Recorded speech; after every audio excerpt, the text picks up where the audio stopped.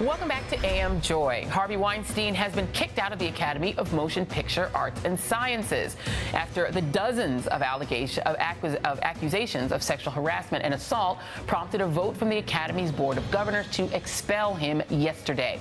The decision came the same day as yet another bombshell report, this one from the Washington Post, which uncovered 3 new allegations against Weinstein of sexual or physical assault, and what the Post claims was a long pattern of violence and abuse. The Post report follows the New York Times, which first broke the news about decades of sexual harassment accusations against Weinstein, and Ronan Farrow's investigative report in The New Yorker that revealed allegations from 13 women, including not only harassment, but also rape and sexual assault. In response to the story, Weinstein's spokesman told the New Yorker, quote, "Any allegations of non-consensual sex are unequivocally denied by Mr. Weinstein, but the previously undisclosed allegations seem to have opened the floodgates as more women, including some of the biggest names in Hollywood, have broken their silence about their own allegations of unwanted sexual advances from Weinstein." The allegations about Weinstein's behavior cover more than 3 decades and, as noted by Farrow in his report, has been an open secret to many in Hollywood and beyond, which has left those of us in the media doing some real soul searching about why it took so long for that secret to come out. And joining me now are Time Magazine contributor Jay Newton-Small, MSNBC political analyst Jonathan Alter, and MSNBC contributor Gabe Sherman. And I want to come to you first on this, Jay, because you mentioned while we were in the break that it's not just the Academy. He's also out of BAFTA. Yep. In fact, it was literally the day after the report came out. BAFTA wasted no time, and they ejected him almost immediately. It was really striking because you would think the Academy took its time, voted, gathered people, thought about it. BAFTA was like, nope, we're done. Immediately. Yep. And there's new reports out this morning in The Guardian that Scotland Yard is investigating further claims of sexual assault, this time in the UK. The Washington Post story, which is the latest after Ronan's really harrowing, terrific story, and of course the New York Times, which got to the story first. You're talking about somebody whose pattern of neediness, begging, assault, gross behavior goes back so long. And we were as we all think about why then it didn't come out, we were talking before the break about this sort of interrelationship that there is between what we do with the news media and what Hollywood does. You have a best-selling book and you're a journalist, suddenly you have a movie deal or a TV deal. It's all very interrelated, as is the political world with it. Is it just the fact that it's all one interrelated world that people all sort of excuse a powerful man that's moving within all of these circles, even if they know in the back of their mind, yeah, we've heard he's a creep? Well, I think it partly is that, right? So, and right now those relationships are beginning to break, and I think that's really interesting, right? So you have Time and CNN used to be partnered with Warner Brothers. That partnership has since been dismantled. Fox News used to be associated with Fox Searchlight. That partnership has now since been dismantled. ABC and Disney are still together. There are still some relationships that exist, but you see the beginning. We're NBC Universal. We're NBC Universal. Yeah, exactly, exactly. And so, and you see that every year when you have the White House Correspondents' Dinner. You have all of these stars and these movie executives who come in for that dinner, and it's this universe that is very much a unified kind of front of you would think sort of nonfiction, the news, and fiction stories, right? And so it's all these different kinds of creativity in many ways, and that's what's to some degree celebrated, or at least has begun to be celebrated in recent years at that dinner. But I would actually argue that for me, and this was part of what I wrote about in my book, was that I have a chapter on Hollywood, is that give the name of the book. You have to give the name of the book while we're doing promotion. It's called Broad Influence, How Women Are Changing the Way America Works. But you saw this with Fox News, right? So when women reach a critical mass in any industry, whether it's news, and I know when I started out covering the White House when I was like 22 years old, there was not a critical mass of women covering the White House. But when you begin to reach a critical mass in that somewhere between 20 and 30% in any institution, with Fox, you saw this where it got to the point where women were like, no longer am I going to tolerate this. We're going to come out. We're going to talk about this. Yeah. And you see that now with Hollywood. 26% of producers in Hollywood are women, and you begin to see those effects where women are demanding equal pay, like Patricia Arquette at the Oscars, or Jennifer Lawrence, and they're also beginning to say this is not acceptable, and I don't want to do this anymore. They're taking and I mean the thing is, Gabe, Fox News was brought up. That does bring me to you, Gabe Sherman, because the same thing really happened with Roger Ailes. That you have somebody who's a powerful man that's in the media, you know what I mean? That is in this interrelated world at Fox, who's getting away with this gross behavior, as is Bill O'Reilly, even after the infamous loofah tape comes out with Bill O'Reilly, he's still doing it and getting away with it, even after settlements. What to you is the tipping point when men in the positions of a Weinstein, of a Roger Ailes, of a Bill O'Reilly, who are in the media, what is the tipping point where fellow members of the media finally can grab onto a story and report it? Well, I think in the case of Ailes, and I see parallels to this with Weinstein, you know, my book came out in 2014. I included the first on-the-record allegations of sexual harassment against Ailes from women. And notably, Janet Maslin in the New York Times, when she reviewed my book, completely dismissed those allegations. And I think in part because, you know, Roger Ailes in 2014 was still the king of the Republican Party. By 2016, 2 years later, when Gretchen Carlson filed her lawsuit, Ailes' power had begun to wane. Rupert Murdoch's 2 adult sons had moved into positions of leadership at the parent company, and they wanted him out of the company. So there was a predicate in place to take those allegations seriously. I see that in the same way with Harvey Weinstein. You know, his company, the Weinstein Company, has been financially struggling in years. We saw a remarkable interview just this week with his brother Bob Weinstein to the Hollywood Reporter, in which he denounced his brother and wanted him out of the company. And so I think we saw a case again that Harvey's fall came at a time when his power and his grip over his industry was starting to decline. And unfortunately, I wish that wasn't the case, where women's allegations would be taken seriously, but it comes in a climate when the accused perpetrator is no longer at the top of the mountain.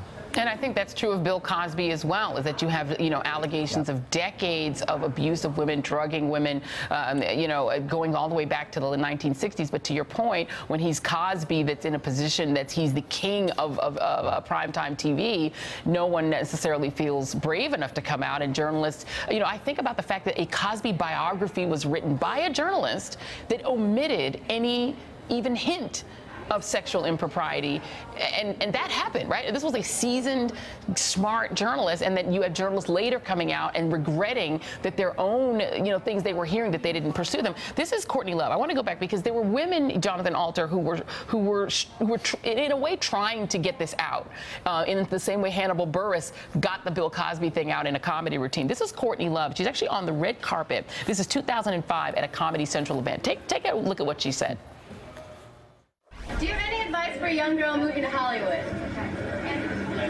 I'll get libeled if I say it. Harvey Weinstein invites you to a private party and the Four Seasons stuff. Wow. That's remarkable. Yeah. And Courtney Love actually sent out a tweet, I believe this was today, and she said, although I wasn't one of his victims, I was eternally banned by CAA for speaking out against Harvey Weinstein, and she put the hashtag rape. Jonathan Alter, you, like Gabe, are people who are journalists, but who also do work in the TV entertainment side. You with Amazon, you guys have book and movie deals and TV deals. If something like that was said by Courtney Love on a red carpet, and no journalist thought that newsworthy then to pursue, are journalists, in a sense, clouded by the relationship, and that makes them less likely to say, oh, that's a strange thing, let me dig into it? Do you ever feel like that in a relationship, it makes the journalism more difficult? Well, first of all, I haven't had any relations with Harvey Weinstein of any kind, just to stipulate that. But yes. Before I address your question, Joy, when Courtney Love said, you know, I might get libeled, what she meant was I might get sued. That's right. She used the word libeled, but that there might be a lawsuit against her. And both Gabe and I were on the receiving end of threats from Roger Ailes that he would sue us. Very threatening lawyers. You know, I think people who are not in journalism or book writers don't quite get immediately how threatening it is when really high-powered lawyers come at you when you're trying to make inquiries. And Kim Masters had this problem recently and wrote a piece about it today. So it's not just that, you know, journalists want to be buddy-buddy with the executives, the studio executives, so that their screenplay gets turned into a movie. It's partly that they're on the receiving end of real threats, legal threats, if they move forward with their reporting. So it's important for people on the outside not to judge news organizations too harshly about whether they have or have not pursued these things, because these are very difficult stories to put together. And I just want to, Joy, I want to echo something Jonathan just said. You know, in the case of Harvey, we know that news organizations did look into these allegations very seriously going back years. And I think one of the challenges is that when you have men in such positions of power, whether it's a Weinstein or whether it's an Ailes, women, rightfully and understandably, are terrified to go on the record. And it is very difficult as a reporter, and my standard was in my book, I would not make sexual harassment, I would not air and publish sexual harassment allegations unless the women in question were speaking on the record with their names attached. And that's a very high standard, but given the seriousness of the allegation, I think that's a fair standard to the subject of my journalism. And if women are terrified to come forward because of the threats and intimidation that people like Ailes and Weinstein enacted, that's a very difficult thing for journalists. You know, we don't have subpoena power. We don't have the power of the state and the law enforcement like, say, a prosecutor would. So we're at the mercy of our sources, and I think that is partly why some of these stories did not come out until now, when women bravely were willing to speak on the record about it. There's hope for the and you guys future. mentioned Kim Masters. Kim Masters, who was trying to get this story in the 90s. She covered Hollywood for more than 25 years. She apparently approached Harvey Weinstein once and said, "What have you heard about me?" She said, "I heard you rape women." And she couldn't get the story because she actually just didn't have the on-the-record quotes. I want to just really quickly, before I come back to Jay, let's listen to Ronan Farrow. And he talked about that exact issue, about media, about the pressure on journalists who are trying to pursue these stories. I will say that over many years, many news organizations have circled this story and faced a great deal of pressure in doing so. And there are now reports emerging publicly about the kinds of pressure that news organizations face in this. And that is real. In the course of this reporting, I was threatened with a lawsuit personally by Mr. Weinstein. Lloyd Grove has said the same thing. And Donald Trump, by the way, who's had serial accusations of, similar to Harvey Weinstein, unwanted kissing, unwanted groping, has threatened that he would sue a dozen women. He would sue them into poverty if they tried to come forward, and people are afraid.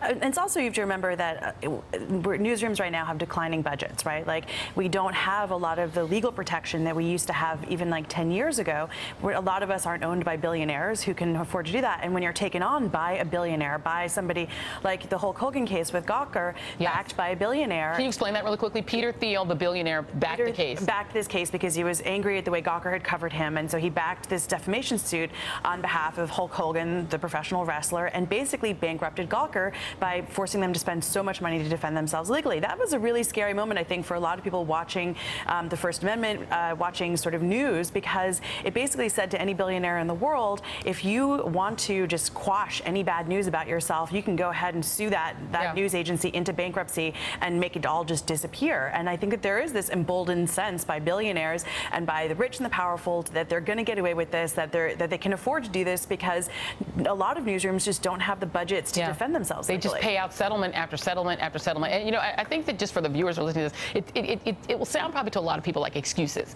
That, you know what, you guys are afraid of getting sued, you know, boo-hoo, right? You should have still caught these guys. These are predators who have been operating for decades. What do you say to people, and I'll just really quickly let everybody answer that question. What do you say to people who say, okay, yes, you face a lot of pressure. Okay, yes, they can sue you. Okay, yes, you need something corroborating, maybe a settlement, maybe something financial. But you know, boo-hoo. These guys were operating for, whether it's Trump, Ailes, Bill Cosby, Harvey Weinstein, Bill O'Reilly, the whole bunch of them are out there, and there are probably more out there. What do you say to people who say these excuses are not good enough for women who are vulnerable? I'll go around. I'll start with you, Jay. Okay. So, look, I mean, this is. You have to begin to change the culture of an institution, right? And so Hollywood is a place where you have 63% of screen time for women is showing them romantically involved, having them talk about relationships, where 52% of screen time for men shows them working and serious and doing hard jobs. And so you have to really attack that kind of culture. And Gina Davis, an amazing actress, has a great institution in Hollywood where she's begun to ask these questions. Why are there not equal number of extras for women and men? Why are there not? You know, if you're going to have a sponge at the bottom of the sea, why isn't it a woman's sponge, right? So you have to change that. And then when it is a woman, you switch to be a woman, then everybody gets mad on the alt-right. Very quickly, Jonathan Alter, what about people who say all these excuses for journalists letting this happen, if they're hearing rumors about this for decades, aren't good enough? Well, that's right. We need to do better in the same way with the priests who were abusing children. But after that interesting things happen. So we don't have that kind of abuse in the Catholic Church anymore. And one of the reasons why is people have used the internet to not feel alone when they've been abused. And so people need to get together online, tell these stories, not just in Hollywood, in the corporate world and across the United States, these stories of these kinds of assaults. And when that happens, the press will get interested. Yeah, and Gabe, last question to you. Who needs to be less cautious? Is it women who are being victimized? Is it women who are more powerful, who know that their sisters who are just coming into the industry are being victimized? Or is it news organizations that need to just become more aggressive? Maybe, you know, have a fund ready to you're sued? Well, actually, Joy, I feel that the people that are really incumbent to take the lion's share of the responsibility here are the corporate boards, or actually the men. You know, the Weinstein Company board was aware of this behavior years ago and took no action. It's the CEOs, and unfortunately many CEOs are men, who are relying and happy to earn the profits of people like Harvey Weinstein or Ailes and do nothing about it. That's really where the power is, and that's where the culture will change. This is a great conversation. I really thank you guys for engaging in it with me. Jay Newton-Small and Jonathan Alter, thank you both. Thanks, Gabe is going to stick around for a little bit. Thank you. More AM Joy after the break. Hey there, I'm Chris Hayes from MSNBC. Thanks for watching MSNBC on YouTube. If you want to keep up to date with the videos we're putting out, you can click subscribe just below me, or click over on this list to see lots of other great videos.